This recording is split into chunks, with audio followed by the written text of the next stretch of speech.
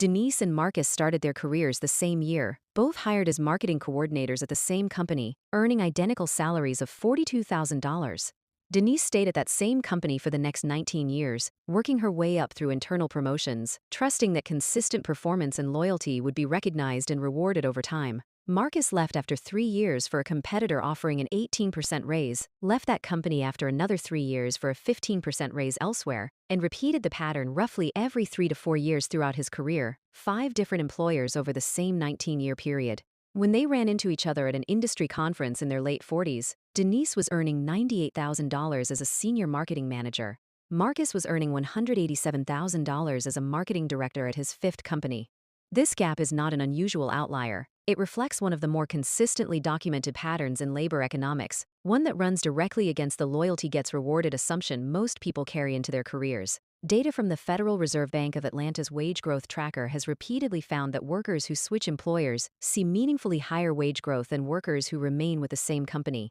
a gap that has held fairly consistently across multiple decades and multiple economic conditions, typically running several percentage points higher annually for job switchers compared to job stayers. The mechanism behind this gap comes down to a basic, uncomfortable feature of how internal raises actually get calculated inside most companies, a process almost nobody explains clearly to new employees. Annual raises for existing employees are typically budgeted as a small percentage of a company's total payroll, often landing in the 3% to 4% range in a typical year, applied broadly across the workforce regardless of individual performance beyond modest variation. This raise pool exists to retain employees at a cost the company has already budgeted for, not to match what that same employee's skills would actually command if evaluated fresh against the open market by a company actively trying to win them away from a competitor. A new hire's starting salary, by contrast, gets negotiated against current market rates, with a hiring manager actively motivated to secure a specific person's skills and often authorized to offer considerably more than an existing employee's internal raise budget would ever allow,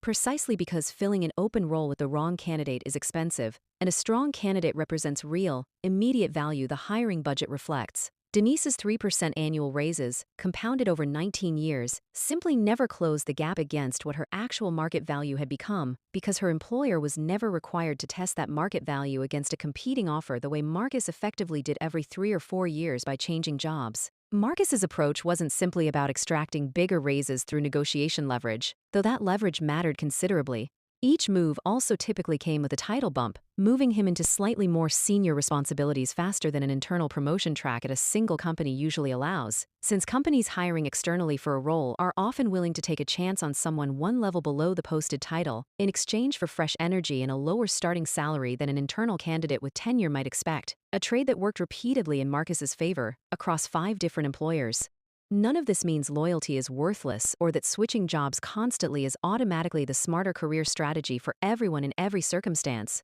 Denise's 19 years at one company built deep institutional knowledge, a strong internal network, and eventually a pension-style retirement benefit her company still offered to long-tenured employees, a benefit Marcus never accumulated at any single employer given his shorter average tenure. Some industries and some specific roles, particularly those involving significant equity vesting schedules, specialized institutional knowledge, or leadership tracks that genuinely require years of demonstrated internal trust, do meaningfully reward the kind of tenure Denise built, in ways that don't show up cleanly in a simple base salary comparison. There's also a real reputational risk to job hopping too aggressively that Marcus's pattern, switching roughly every 3 to 4 years, managed to avoid but a faster pattern wouldn't have. Hiring managers reviewing a resume showing job changes every 12 to 18 months frequently interpret that pattern as a red flag regardless of the underlying salary logic, wondering whether the candidate struggles with performance, conflict, or commitment, a perception that can eventually work against a candidate's negotiating leverage rather than for it.